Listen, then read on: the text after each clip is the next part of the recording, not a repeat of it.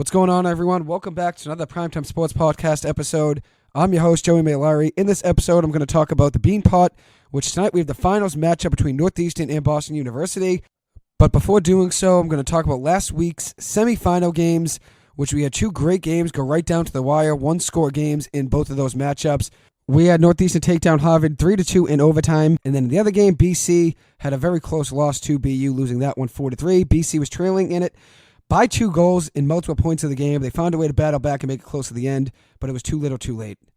So I'll break down both of those games, then I'll get into previewing tonight's consolation game between BC and Harvard, and then I'll preview the finals game, which is a rematch of the 2022 Beanpot final matchup between BU and Northeastern. So let's start off with recapping that Northeastern win over Harvard last week. Northeastern won that game 3-2 in overtime, like I said. And like I mentioned last week in my preview of the game, I wouldn't be surprised, I said, if the game went into overtime, since the first game of the Beanpot is always close, and then it delays that second game of the semifinals. And that ended up being the case. The game goes to overtime. The BC game doesn't start on time. Northeastern started off with a goal right away in the first period, a goal from Alex Campbell, a transfer from Clarkson, who's been great this year for Northeastern, leading them in goals this season with 15. Northeastern dominated in shots on goal in the first period, outshooting Harvard 15-7 in the first period last week, but things really flipped around in the second. Harvard really got things going on offense. They tied the game up with a Ben McDonald's goal in the second period. Harvard took momentum from that point on, outshooting Northeastern 9-7 in the second period. Then things got even tougher on Northeastern. Harvard scored another goal just 4 minutes into the third period, taking a 2-1 lead on a goal from Matthew Morton. Northeastern ended up changing their game plan around, started lighting up the shots on goal, took back the momentum they had from the first period, outshooting the Crimson 15-6 in the last period. And in that third period, Northeastern actually tied the game up at 2 goals. Lighting up shots on goal did work for Northeastern in that game. Late in their comeback, that's what their game plan was. It ended up working. Justin Ritzkovian, the captain for the Huskies, had the game-tying goal with about 9 minutes left to go in regulation. Northeastern had chances to put the game away at the end of the third period and win the game with the game-winning goal, but unfortunately, the game ended up going to overtime. But it definitely made for an interesting overtime period, and then obviously the second game was close as well. So a great Beanpot Monday last week. In that overtime period, though, Northeastern got the game-winning goal from Beanpot legend Gunnar Wolf Fontaine, had the game-winning goal for the Huskies, giving them a 3-2 win over Harvard. Last year, he actually had 2 goals in the Beanpot final game versus Harvard, so it seems like he always plays his best in the Beanpot. 4 career goals in the Beanpot. He always lights it up in the biggest moments. As for Harvard, they are a young team. I think they're going to be better next year for sure when they get a little bit more experience as a group. Credit to Harvard's goalie, though. A local kid from Massachusetts, Derek Mullet. He played hard, played well, made some big stops, and he was a big reason Harvard had a chance at winning that game versus Northeastern. But credit to the Huskies as well, though. Just 33 seconds into overtime, Fontaine found a way to come up clutch yet again in a big moment in the Beanpot, sending Northeastern to the finals tonight against BU. So now we'll transition to BU's 4-3 win over BC last week on Monday night. Macklin Celebrini got things going right away for BU. 2 goals in the first period, both of them coming within 2 minutes apart, making it a 2-0 game in the first. One of them was a power play goal. Wasn't BC's goalie's fault. That's Jacob Fowler. Wasn't his fault. Celebrini had great looks at the net and just has a ridiculous shot. He's ready for the NHL and is looking like he'll be the first pick in the 2024 NHL draft in just a few months. And his power play goal was absolutely ridiculous. And if you look at BC on the year, they've been great in the penalty kill. They have a 90% kill rate of the penalties they've faced this season, which is number 1 in all of college hockey. So BC is trailing 2-0 after the first period. Gabe Perreault got things going for BC offensively with the power play goal of his own to make it a 2-1 game right at the start of the second period, just about. Of course, BU responds, though, with another goal, this one being from Luke Tuck, making it a 3-1 game. Then BU started the third period with another goal to make it 4-1, kind of putting the game out of reach for the most part. But with how much I watched BC play this season, I knew the game wasn't completely over yet because they can score goals in just an absolute blink considering how quick and how fast they play and how crisp they play on offense as well. So I figured they'd at least make things interesting and maybe make it a 2-goal game, maybe a 1-goal game, and that ended up being the case. BC found a way to get right back in it. They tightened up the game with consecutive goals, one of them being from Gentry Schamberger and then the other one being from Gabe Perreault, making it a 4-3 game with 8 minutes left in regulation. BC's strategy in this last period was just light up shots on goal. It's desperation time. You have no other option but to just take shots when you're down 3 goals. BC had 24 shots on goal between the second and third periods, which helped put them back in the game. But that still wasn't enough for the Eagles. They end up falling short to BU 4-3 in that one. Credit to BU, though. They changed up their strategy during the game. The first period, it was all about just getting shots on goal and taking momentum offensively. And then in the second and third periods, things changed up. They only had 11 shots on goal between the second and third periods combined. They started focusing more on their defense, playing more conservatively. They still did score 2 goals after the first period ended, but they were more focused on chewing time after their 2-0 lead in the first period. And they also blocked a ridiculous 30 shots from BC in that one. Something Northeastern will have to deal with tonight is BU's defense. Even though they are known for their offense and scoring goals, they do block a lot of shots. But BC did find a way to try to get back into that one, which is obviously good. They didn't just quit and just give up. The tough thing, though, is that BC did beat BU 2 times a few weeks ago, so it's really hard to beat a very good team a third time in a row. As for BC, they took momentum back in the third period, had a lot of chances to tie it, but it was too little too late. But at least they didn't just quit when it was a 4-1 game. They still fought hard. It made things interesting at the end, which is obviously great to see. As for tonight's consolation game, we have Harvard versus BC at 4:30. BC did beat Harvard earlier this season in November in a 4-1 game at Harvard.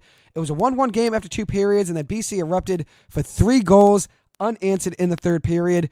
BC really took things over offensively in that game, outshooting Harvard 31-18 over the last 2 periods, which offensive rhythm has been a problem for Harvard this season, and obviously shots on goal is an issue as well. But they are a young team. I do think this team's going to be in a better position next year. They do battle hard. They made things really tough on Northeastern, gave them all they could handle last week. Northeastern was just happy to escape with the win in that game because Harvard had all the momentum and really took advantage of Northeastern in the second and third periods. They are a young team, though, like I said, and they could have won that game against Northeastern, but it's good for them to get the experience because a year from now, I think that team is going to be in a much better place. And I'm really hoping Mikey Callow from Southeast scores tonight. He plays for Harvard. He's a forward for them. He actually has the best plus-minus on the Harvard team, and he's only a freshman, +5 plus-minus, which is best on the team, and he's one of only 3 players on the Crimson with a positive plus-minus.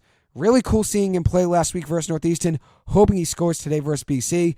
As for Harvard, I do think they're going to surprise in this game. I think they're going to stay close. BC may have the big-time names on their roster and a lot of guys that are lighting it up on the leaderboard in college hockey, but Harvard does have some talent. I know it hasn't all translated to wins this season, and they are struggling record-wise, but they have 11 NHL draft picks in this team. And one thing to note, it isn't all about being drafted. There are undrafted players that will be signed, like Justin Ritzkovian from Northeastern. Ritzkovian will be signed, even though he wasn't drafted, coming out of high school and heading into college hockey. But Harvard does have talent. And for some reason, I just have a gut feeling that Harvard is going to surprise in this game and keep it close. And even though I want to predict an upset, because I always root for the underdog a lot of the time, I already have an upset pick in the finals. So I'm going to go with BC winning a low-scoring defensive battle 2-1 game here. Harvard does need to limit their turnovers. They need to continue to play discipline. That's something they've done all season long, is limit penalties, just 6.7 penalty minutes per game, second best in college hockey. They have struggled, though, with face-offs. They have struggled with shots on goal per game. They're winning just 44% of their face-offs this season, 4th worst in all of college hockey. As for the Eagles, they've been great offensively all year long, and Jacob Fowler has been great in net. If you look at the points leaders in college hockey right now, BC has 3 guys in the top 10 in points. You have Gabe Perreault, second most points in all college hockey with 43. He's only a freshman. Will Smith, another freshman, with 40 points on the season, 5th most in all college hockey. And then Cutter Gauthier, 38 points on the season, is 9th in the NCAA. Gauthier is number 1 in college hockey, though, in goals this season with 23 heading into tonight. He has been great. I was surprised he came back for sophomore year at BC, but things have worked out. This team is dangerous, and I'm excited to see what they do in the Frozen Four tournament. They definitely have what it takes to make a deep run there. I'm excited to see what the Hockey East tournament looks like as well. There are a lot of competitive teams. Northeastern's finding their stride at the right time, winning 5 games heading into tonight. Now they're at 500 after 1 point being around 5 games under 500. They had a bad losing streak in November and December. I think they lost 6 or 7 games in a row at one point. But you have BC, BU, been the top of the Hockey East all season long. But there are other teams there in the Hockey East that are interesting. UMaine has been great, a team I was very high on heading into the season. I think they're going to surprise and win the Hockey East tournament. I was very high on them heading into the season. I think I had them at my 4th or 5th ranked team in the Hockey East heading into the year, and they've been exceptional all season long. Providence and UMass Amherst both have had bounce-back seasons. UConn is actually 3 games under 500 right now, but they're typically better than what they are right now. They've been very competitive in the Hockey East the last 3 or 4 seasons. UNH has had a great bounce-back season. A team that's made great strides since last season. Excited to see what they do in the Hockey East tournament. As for the rest of the Hockey East, after UNH at 7th, you have Northeastern at 8, Vermont at 9, Merrimack at 10, UMass Lowell at 12. Northeastern's been playing great hockey as of late, like I said. really catching the stride at the right time. Vermont's made great strides from where they were the last couple seasons, playing a lot more competitively in the Hockey East. Right now, they're just a game under 500. And then Merrimack and UMass Lowell, two teams that are used to being at the top of the Hockey East, especially over the last 5 or 6 years, just about, are really struggling this season. Merrimack, 6 games under 500. UMass Lowell, 10 games under 500. It's just crazy to say that considering how good they've been over the last couple seasons. But that's just the way things go. Guys move on. Guys get drafted. Guys transfer. It's obviously a big thing in college hockey is a transition from each year to the next. But they have been great at finding ways to turn things around. So we'll see what they look like by the end of the season. They've been great the last few years. Whenever they have bad games or bad stretches, they find ways to turn things around. But I don't know if that's going to be the case this season. Seems like they're having a down year, but obviously there is still some time left. Not many games left, but there are still some games left to figure things out and get back on track. So now I'm going to move on and talk about the finals game, which is tonight between Northeastern and BU at 7:30 on Nesson. They split the season series with 2 games, both ending in a 4-3 score in overtime. BU winning one of the games on January 9th at home at Agganis Arena, 4-3. Northeastern battled in that game. They were actually down 2-0 at one point. Battled back, tied it up 2-2. They were down 3-2 at one point. Then they tied it to make it 3-3 in the third period. But with the game going to overtime, Northeastern lost in the first minute, 4-3. Then they matched up again on January 30th, this time at Matthews Arena. Northeastern, being the home team, found a way to win this one 4-3 in overtime. Northeastern was leading 3-1, 8 minutes into the third period, but they gave up a 3-2 lead with a minute to go. They gave 2 goals in the last 12 minutes of the third period, one of them being a game-tying goal with just about a minute to go in regulation. But Dylan Retzkovian helped out the Huskies, giving them a 4-3 win in overtime with a goal with just 30 seconds left in the overtime period. Northeastern avoided an epic collapse, found a way to win that game. Both of the games they played against BU this season, they were dominated in shots on goal. BU outshot Northeastern 40-27 at Agganis Arena in the first game. And then in the second game, this one being at Matthews Arena, Northeastern was outshot 41-29. But even with limited opportunities, Northeastern found a way to win that second game and still score 4 goals. And then in that first game, they lost 4-3, but they still got things going offensively and kept it being a close game, even though at the end of the day, they weren't getting the same amount of offensive opportunities that BU was. And credits to Northeastern's goalie, Cameron Whitehead was great in both of those. And they need him to come up big tonight in the finals as well. Northeastern heading into this game, they've won 5 straight games, 22 goals over the last 5 games, with key wins over UMaine and BU, 2 top 10 teams in college hockey this season. Tonight is actually the 6th straight Beanpot finals that the Northeastern Huskies will be playing in. They've won 4 of the last 5 Beanpots. They've really gained a lot more respect in the tournament. After decades of being an afterthought and after decades of not winning, they've found a way to be a lot more respected in this tournament. Currently right now, they sit at 12-12-2 on the season, so just at 500. BU is 19-7-1 on the year. A big question you might ask, what can Northeastern do to win this game? They have to try to slow down BU's offense, and it sounds a lot easier said than it is done, but BU is probably going to lead in shots on goal. But Northeastern has to take advantage of any offensive zone time they get. And if, let's say, they get 3 power plays, Northeastern has to score in at least one of those, maybe 2 of those power plays if they want to win this game. BU averages 11 penalty minutes per game, 34th in the NCAA. They're going to probably give you a couple power play opportunities. Northeastern, they've had such great historic performances from goalies over the last 5 or 6 years. They probably need Cameron Whitehead to add to that club. They need him to show up tonight in a big way. Another guy they need to show up is Gunnar Wolf-Fontaine, a guy that's come up clutch time and time again in the Beanpot, 4 Beanpot career goals in his career. As for another thing Northeastern has to do, they need to play disciplined, which they've been doing all season long. But BU, if you give them a power play opportunity, they're going to take advantage of it. So Northeastern has to find a way to play disciplined. Northeastern right now is 5th best in the country with just 7.7 penalty minutes per game. They need to stay on that track tonight and limit penalties. Another thing they have to do is continue to win faceoffs. They've won 55% of their faceoffs on the season, which is number 1 in the NCAA. As for BU, what has been their strategy all year long? Well, one thing they do very well is they control the puck. They dominate possession and they light up shots on goal. 33 shots per game, which is 12th most in the NCAA. Northeastern has to be careful tonight with turning the puck over. They need to limit turnovers. Because one thing BU does is they make you pay when you turn the puck over. It turns into breakaways, and lo and behold, a second later, you're already down a goal. BU has a lot of speed. We saw it last week against BC. Celebrini has been incredible this season. Whether it's his shot, whether it's his stick handling, whether it's his speed, he's a great all-around player, and they have a lot of guys like that on BU. Celebrini on the year, 22 goals, 19 assists, 41 points. Northeastern has to slow him down. Northeastern has talent. Even though they lost a lot of talent over the last year, they still have guys that can play, guys with a lot of experience, and guys that have played in this game before. Gunnar Fontaine, Cam Lund, Jackson Dorrington, Matt Chupani, Hunter McDonald. They have a lot of experience. And it's always going to take probably a shift or two to get your rhythm on the ice and let the jitters go, which is probably going to take a shift or two for both teams to try to get their footing.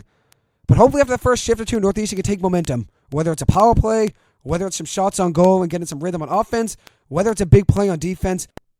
Getting momentum right away and putting pressure on BU would be huge for Northeastern. And that's something they did in the first 2 games they played them this season. Northeastern put pressure on them right away and always responded when they had to. And they've been able to beat a lot of good teams this season. Northeastern's beaten Maine, they've beaten BC, they've beaten BU. The only team in the country that could say that they did that. And I know not every single team in the country plays all 3 of those teams, but if you're in the Hockey East, you play all 3 of those teams.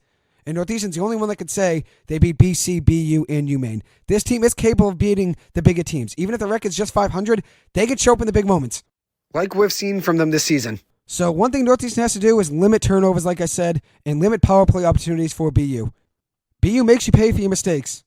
Especially earlier on in the game, like they did against BC last week, it was a 2-0 game in a blink. Northeastern has to find a way to get momentum right away and put pressure on the Terriers, something that they've done this season very well. Northeastern has put pressure on BU in both games, winning one of them, losing one of them, both games being in overtime, but Northeastern's been able to battle with them this season. Matthew Curon, BU's goalie, has been good, but Northeastern has had success against him this season. 7 goals in 2 games. On the year, he has a .913 save percentage and 2.46 goals against. My prediction in this game is that Cam Lund and Matt Chupani will have a big-time goal for the Huskies. And I think Northeastern wins in a dogfight. Hence, obviously, the Terriers versus Huskies, it'll be a dogfight. But I think it'll be a legit dogfight, close game. I think Northeastern wins this one 3-2. And I know it's a major gamble saying that, considering how good BU's been this season. And I'm a Northeastern fan, so I'm a little bit biased with this prediction. But I do believe Northeastern has what it takes to beat BU. They've already beat them this season once. And in the game they lost, they were right there in that one as well. They've battled back in both games against BU this season. They do have what it takes to compete with the best teams. Even if their record isn't showing that they're a great team, they're 12-12-2 right now, they're hitting their stride at the right time. And I know I may be really wrong with this prediction, and I'm fine being wrong since I'm a big Northeastern fan. I'm going to roll with them being the Beanpot Champions in 2024. That would give them their 5th Beanpot in the last 6 years if they were to win tonight. If BU wins tonight, that would be the 32nd Beanpot title, 12 more than any other team in the tournament.